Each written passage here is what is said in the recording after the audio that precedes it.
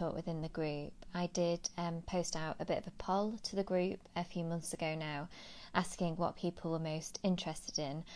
And this is the one that came up, which is quite fascinating because a lot of the other things that I work on are like stress and anxiety, worry, and time was the one that kind of stood out a little bit as an odd one out. However, that's what everyone chose, and so it's been really interesting for me to bring this together in what I'm going to aim to be a 20-25 minute presentation, and then there'll be some time for questions at the end. I know some of you will watch this on replay, so if there is anything that you want to ask whilst watching it on replay, then please just do so, and I will do my very best to get back to you. So a quick summary of what we're going to go through today. We're going to look at what your perception of time is, tools to see time in a positive way, turning the intangible into the tangible, which is going to be really key in this presentation, understanding the difference between your perception of time and your reality of time. And that's going to be the tough bit. That's where you have to really be critical of yourself. But it's interesting. I think it's a good process to go through. And what fear and a poor relationship with time can lead to. And then we'll do a quick summary, go through everything that we've been through in this short presentation, and then I can answer any questions that you may have. So let's start. So what is your perception of time? Now, it can be something that just exists. It's just there as you're living your life. It's just part of day to day. That's it. You know, time to you is the hands on a clock. That's it. It's nothing. Or it could be something that you don't have much of. You're like, time, yeah, hilarious, you know, I wish I knew what that was. Maybe. Or it could be something that acts as a control mechanism in your life. You know, if there was no time, you would just be all over the shop. You know, you are grateful that you have, I suppose, something that the rest of the world understands. You know, we all speak the same language in time. And that enables you to get control within the life that you have. Or it could be something you're quite bitter about.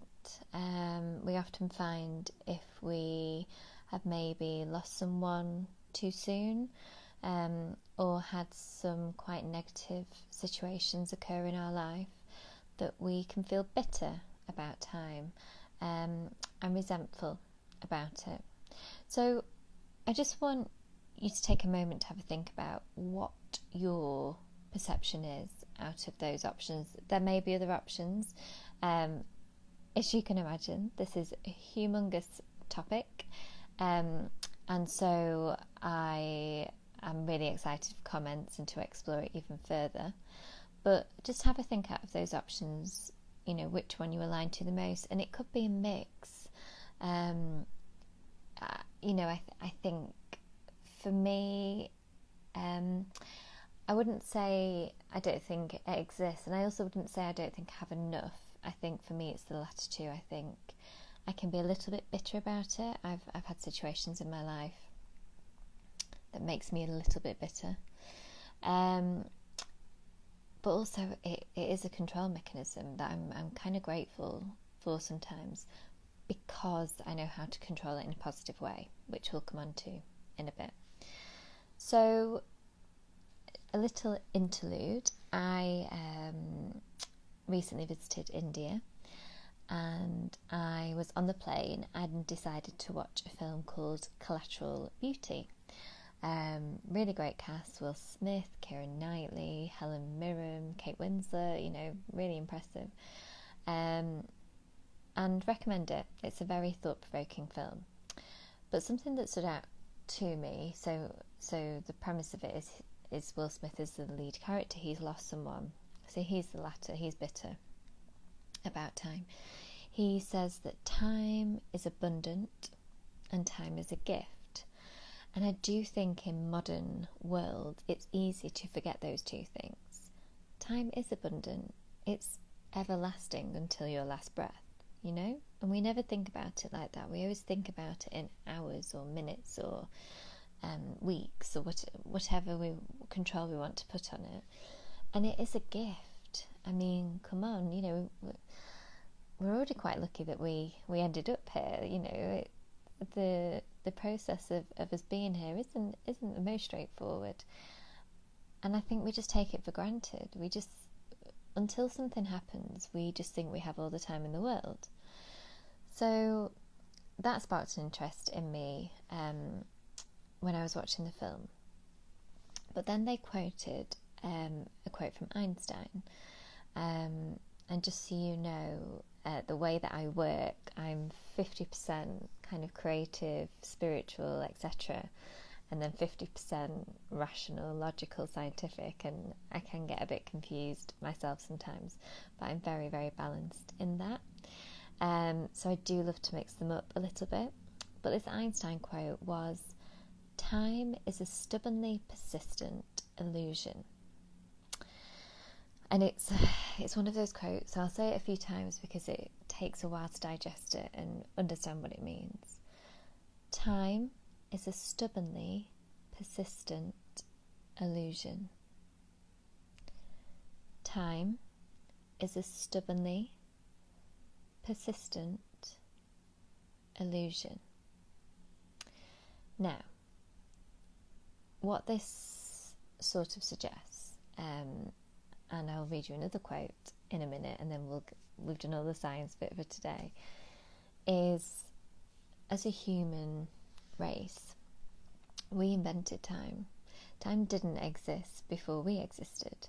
We invented it for whatever reason we thought was necessary. So there was no January to December. There was no midnight to midday. We created all of that, you know? So it is a human invention, in a sense, in the way that we know it today.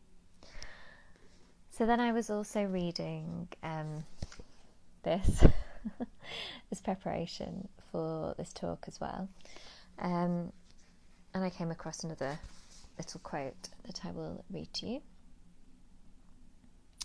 Stephen Hawking says, "As we shall see, the concept of time has no meaning before the beginning of the universe." So he agrees with Einstein. This was first pointed out by St. Augustine. When asked, what did God do before he created the universe? Augustine didn't reply, he was preparing hell for people who asked such questions. Instead, he said that time was a property of the universe and that God created... let me read that last bit again. Instead, he said that time was a property of the universe that God created and that time did not exist before the beginning of the universe. So it's just interesting to have that concept in the back of your mind, that as a human race, we develop time. And I think the reason I've shared that is because it means that, you know, because we developed it, we can have control over it. It's not some huge, big, inaccessible thing. We can have control over it. So, moving on. So, we need to see time in a positive way. And I'm not sure what your responses were to the question above. But, you know, if you feel that you have no time, or you're unaware of time, you know, you don't consider it, which I'd be very surprised if people in that group were like that, because I'm imagining a lot of people in this group are businesswomen or mothers. And this is where it's so key for us to have a positive relationship with time. As a businesswoman or a mother, we have to not fight time. We have to have it on our side, and we have to have a positive outlook to it. Otherwise, we're going to drive ourselves insane. So the way to do that is to see what you can take from time. The most obvious and easiest thing to do is use it as a measurement tool. So what I mean by that is it's a way to measure things within your life. So say for instance you go on holiday for 2 weeks. That's your measurement tool. You tell everyone at work, I'm going on holiday for 2 weeks. You're using time positively to inform people. Okay? It's a measurement tool if you have a meeting and you need to inform someone how long you'll be in that meeting, so they know when you'll be out. And anything that has a time frame to it, you can use it as a measurement tool to be a positive effect on your life. The other major reason that time can be seen as positive is what I like to call a chaos controller. So imagine you have a couple of kids, you have a full-time job, and you don't have an alarm. You don't know what time school starts. You don't know what time your first meeting is. You don't know what time your kids finish school or what time you finish work. It would be insane. You wouldn't be able to live life. In the world that we live now, in this 21st century Western world that we live now, you would not be able to live life. So see it as a chaos controller. Don't see it as, when people at work say, oh my God, where's this day gone? How is it 5 o'clock or whatever? The day is there to enable you to control any chaos, any conflict. It means that you can wake up at 6, you can get the kids ready at 7, you can drop them off at 8:30, you can get to work for 9, you can have your lunch at 1, you can finish work at 5, you can go for drinks at 6, you can book dinner for 8. It means that life is just that easier to manage. And as busy women, we need that. So if you feel a bit bitter with time, I just want you to really think about how you can see it in a positive way, either as a measurement tool or as a chaos controller, and we'll come onto those a little bit more shortly about what that means. So the more people I speak to about time, the more people can struggle to engage with me in a conversation because they can't see it.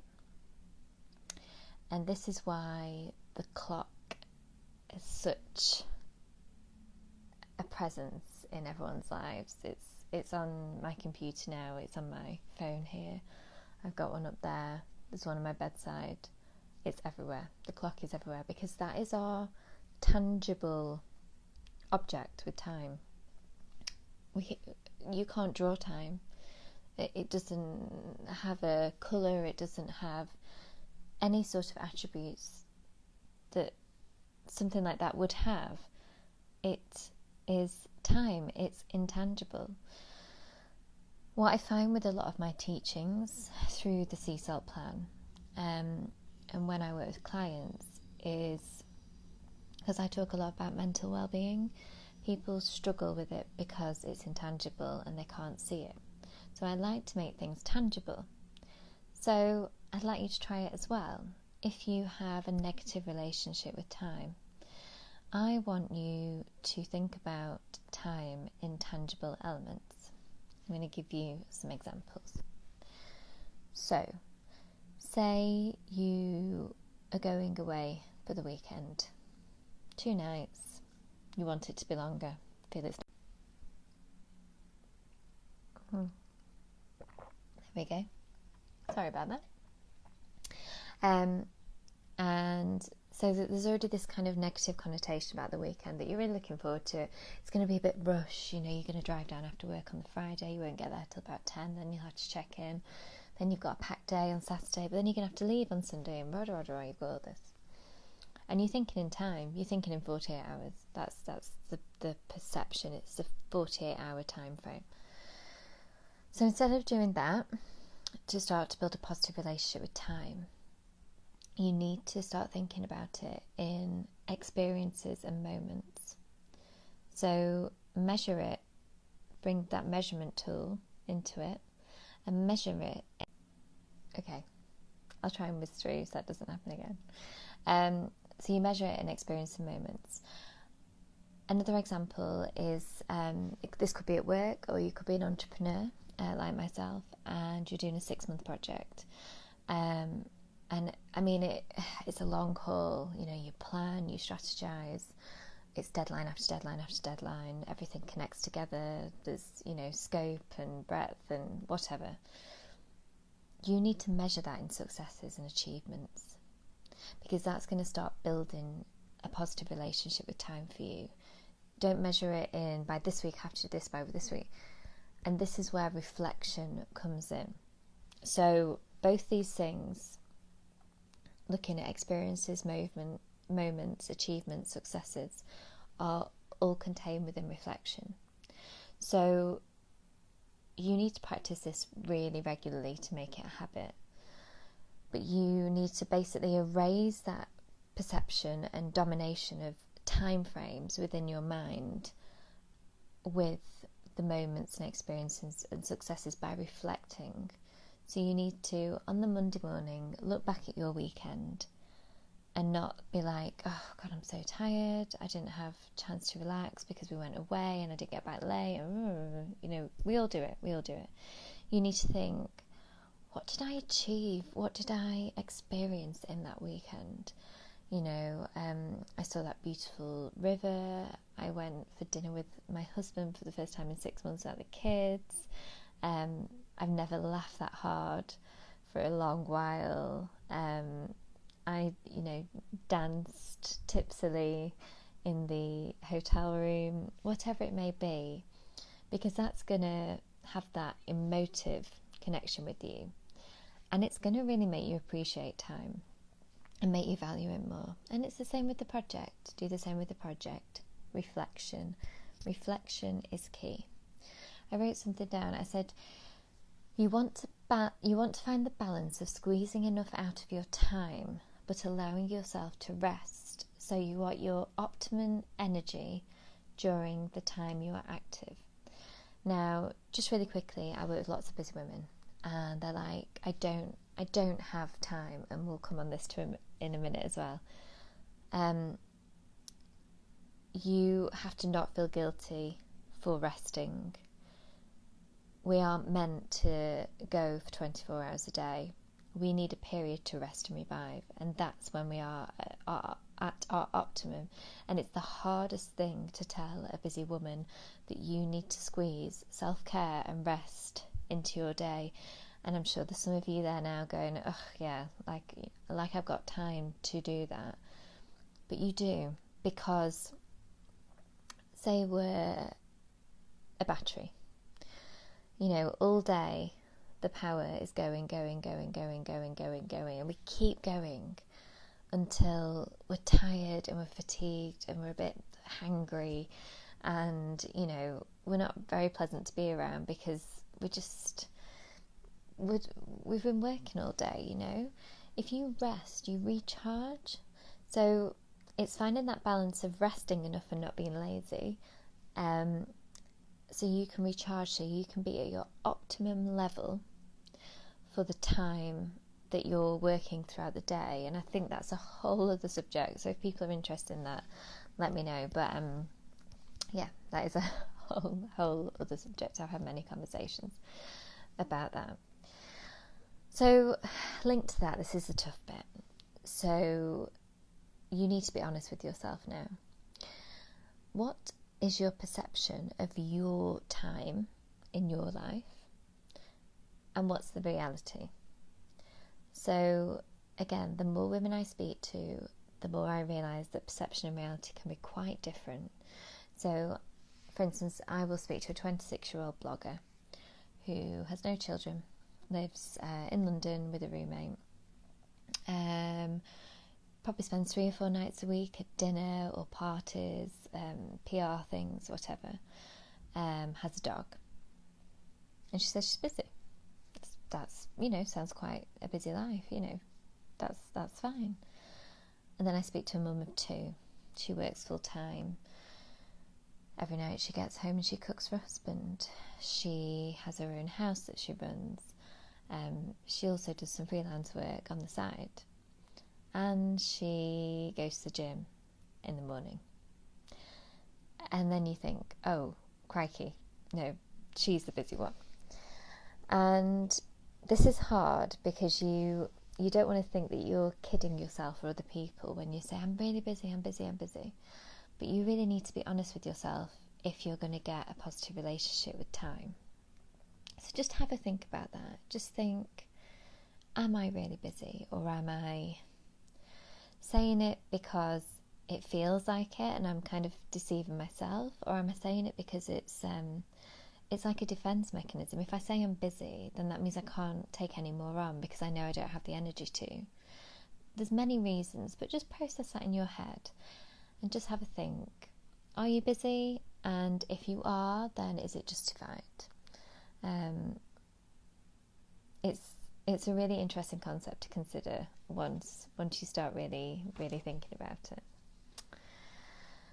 So the last element is about why we shouldn't fear time. And the reason we shouldn't fear time is because it attracts negative habits. So I'll give you a few examples. We fear time, so we multitask because we don't have enough time. So multitasking will save time. It's so wrong, and I don't know how many of you have read about monotasking, which, to be honest, I don't like that word because people just cringe at it. And the thing is, as women, we are told we have to multitask. We are natural born multitaskers. So it can be really difficult to break a habit that we've grown up with and seen our mothers do and grandmothers do. But it really is a waste of time. If you think about it, a good example I always like to use is I'm on the phone to my mum and I'm in a shop trying to buy my groceries. I'm not giving either one of those my full attention. I'm hearing half what my mum says and I keep having to go, sorry, just say that again. And I'm kind of upsetting her a bit and making her a bit like miffed off. And then at the same time, I can't think about what I need for dinner and what ingredients I need and if I've got that in the fridge, or did I pick that up already, or would that go with that? Because I can't do both at the same time. We need to be realistic with this. We can't. So this takes a huge amount of practice, and I've been practicing it for quite a while now, and I've still not cracked it. But just try and not multitask. It's really hard when it's ingrained, but I promise you will perform so much better. Not only that, one of the other points is you're wasting mental energy by doing that, because you're just switching. Like how a computer, you have loads of tabs open and you switch. There comes to a point where it's like, for the love of God, woman, stop. Just focus on one thing, because I can't operate that quickly anymore. Like, you're really testing me. And that's what we're doing when we're trying to do all these different things because we feel we should and we need to and we've not got enough time. Blah, blah, blah. Just stop. You do have enough time. It's fine. There are certain occasions when you don't, but on the general every day, you do. So just have a think about that. Are you just wasting your mental energy by trying to frantically run around and do things and do that and do this at the same time? And just consider it and think about it. And then the other big thing for me is, and it kind of ties into both those things, is not being fully aware. And my mantra is be present. So that means be in the moment. And again, it's a really tricky thing to do, and I practiced it for years and years and years and years. I'd like to think I've got a fairly good grip on it.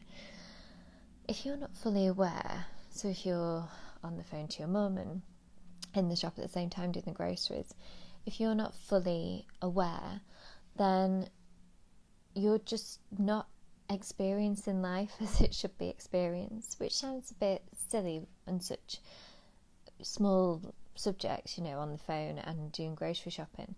But you never know what can happen in those moments. There can be something of beauty or comedy or, something that will just uplift you. And you could be missing out on those because you're not fully aware. Being aware is a form of mindfulness.